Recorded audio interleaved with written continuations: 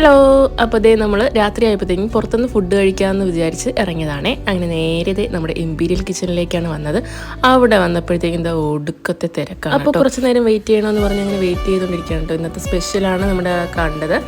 അപ്പോൾ അതേ അങ്ങനെ വെയിറ്റ് ചെയ്ത് നിന്നപ്പോഴത്തേക്കും ഒടുവിൽ നമ്മളെ വിളിച്ചായിരുന്നേ. അപ്പോൾ നമ്മുടെ സീറ്റൊക്കെ റെഡിയായി.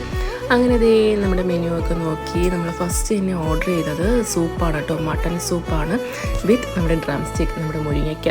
അടിപൊളിയായിരുന്നു കേട്ടോ, ഒരു രക്ഷയില്ല. ഇതിലിപ്പോൾ മുരിങ്ങയ്ക്ക എവിടെയെന്ന് വെച്ചാൽ മുരിങ്ങയ്ക്കയുടെ നമ്മുടെ ആ ഒരു ഫ്ലഷ് ഇല്ലേ, അത് മാത്രമാണ് ഇട്ടിട്ടുണ്ടായിരുന്നത്.